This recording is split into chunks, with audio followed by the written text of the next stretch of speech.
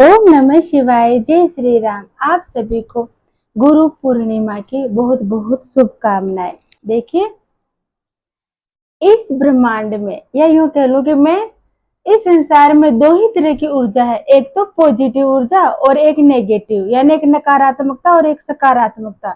हमारा जीवन इसी पर डिपेंड, इसी पर निर्भर और इसी से हम क्या बन रहे हैं और हम क्या हैं निर्भर करता है। बस इस चीज को आपको समझना है।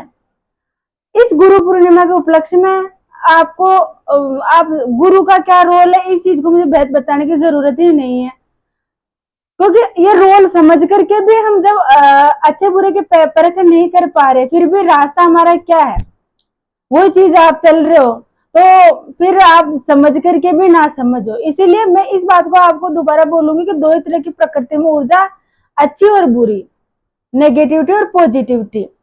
तो आप जिस किसी के भी साथ रहोगे ना, बस आपको रिटर्न में वही चीजें सारी मिलती जाएगी। अब अच्छाई का कोई एक रूप नहीं है, उसी प्रकार बुराई का भी कोई एक रूप नहीं है। बुराई का यूं समझ लीजिए, जैसे एक चोर होता है, चोरी करता है ना, तो वो उसको फिर जब जैसे उस रास्ते पर जाता है, उस नेगेटिव रास्ते पर, उस बुरे रास्ते पर, तो उसको चोरी एक बार करेगा तो फिर उसको दूसरा आइडिया, तीसरा, ऐसे करके वो बहुत बड़ा चोर बन जाता है। उसी प्रकार जैसे हम किसी की निंदा करते हैं, चुगली, बुराई, या फिर हम अपने गरीब परिवार के साथ भी अपने स्वार्थ के भाव से किसी से भी जुड़ते हैं।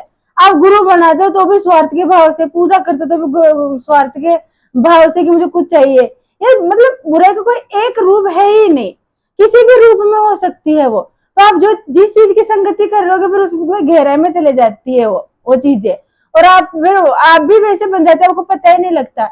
हम छोटी छोटी चीजों से हम पॉजिटिविटी ले सकते हैं, आपको इस चीज का पता ही नहीं। जैसे ब्रह्मांड में पॉजिटिविटी नेगेटिविटी है ना, हम भी इस ब्रह्मांड का हिस्सा, एक बीज है, और हमारे अंदर भी वही पावर है, अच्छी और बुरी। जो शब्द हम निकालते हैं ना, वो हमारे को रिटर्न में प्रकृति से वापस मिलते हैं। ये बात बस आपको याद रखनी है। अच्छाई का शेम वही चीज है कि अच्छाई का एक रूप नहीं होता। कैसे? जैसे आप गाय को रोटी देते हो ना, वो भी एक अच्छा कार्य है। और आप जो भी मतलब आप बड़े बूढ़ों का सम्मान करते हो, किसी को राह बताते हो, भटके हुए को कोई रास्ता भटक जाता है तो आपको वैसे रास्ता पूछता है तो रास्ता बताते हो। उसके अलावा आप जितने भी बन पड़ते हो, ऐसे काम करते हो ना, अच्छे काम, तो वो जो अच्छा है आपको रिटर्न में वापस से मिलती है, और आप वैसे ऐसे बनते जाते हो। अब आपको इस चीज का, आप अच्छा कर रहे हो या बुरा कर रहे हो, आप इस चीज में ऐसे समझ सकते हो कि जब आप कोई काम करते हो ना, तो जो भी काम कर रहे हो उसके बाद में भी आपको अगर सुकून मिला तो आप समझ लीजिए कि आप अच्छे मार्ग पर हो। और अगर आप जो काम कर रहे हो उसके बाद में आपको दुख हुआ या पश्चाताप होता है, या मतलब बुरा फील होता है ना, महसूस होता है, तो समझ लीजिए कि या जरूर आपसे कुछ गलती हुई, या अच्छी लाइन नहीं, अच्छा काम नहीं, ऐसे आप उसका पता लगा सकते हो। अब आप गुरु बनाते हो ना, तो आप ऐसा नहीं है कि आप भले मूर्त रूप में पूजो या नहीं पूजो, या किसी इंसान को बनाओ या नहीं बनाओ, लेकिन बस आप पॉजिटिविटी के साथ रहो, अपने खुद की ऊर्जा के साथ रहो। कई बार अपन गुरु बना करके भी अगर नेगेटिविटी से को पास में रखते हैं ना, वो ही अपने भाव बुरे रखते हैं ना, तो गुरु बना करके भी आप है ना नहीं बनाने की मतलब बना करके भी नहीं बनाने के समान होता है, क्योंकि आपको ज्ञान तो मिला ही नहीं।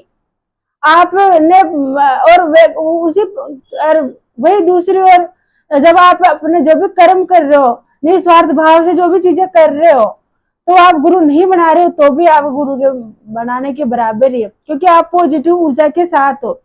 आप ऐसे समझ लीजिए, आपको एक छोटा सा एग्जाम्पल देती हूँ, मैं उदाहरण देती हूँ कि जो कर्ण और अर्जुन का उदाहरण दूंगी कि अर्जुन गुरु पूजे साक्षात रूप में, और उधर कर्ण ने मूर्त रूप में पूजा। तो पॉजिटिव ऊर्जा को उन्होंने केंद्र बिंदु कर लिया कि मुझे पॉजिटिव ऊर्जा लेनी है, तो बस इस ब्रह्मांड से, इस कायनात से उनको पॉजिटिविटी मिली, और उन्होंने अर्जुन से भी बेहतर विद्या ग्रहण करी। ठीक उसी प्रकार ये मनुष्य जो जीवन है ना, आप कितना सदुपयोगी बनाते हो, कितना दुरुपयोगी बनाते हो, तो ये आप पर निर्भर करता है। और ये जो पावर है, ये दोनों नकारात्मक सकारात्मक, आप कितना क्या लेते हो या क्या देते हो, इस बात को अपने जीवन में उतार लीजिए। और इस गुरु पूर्णिमा से आप जरूर ये चीज करिए, या तो आप एक बुराई का त्याग पत्र कर लीजिए, या एक अच्छाई को अपने जीवन में उतार लीजिए। देखना अगले साल तक आपके जीवन में कितना बदलाव आता है। याद रखना। ओम नमः शिवाय। जय श्री राम।